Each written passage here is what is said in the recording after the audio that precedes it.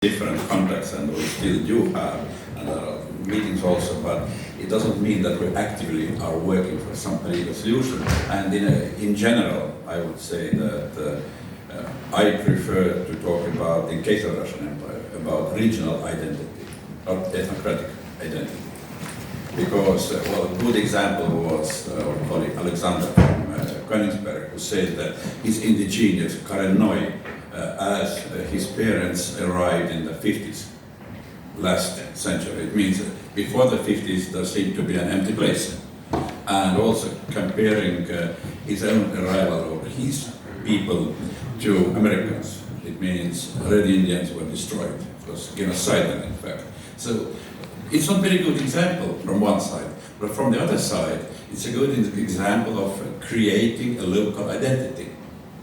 And I remember during Lennart Meri conference, there was a lady from Buryatia who said that she's born in Buryatia, but identity is from St. Petersburg.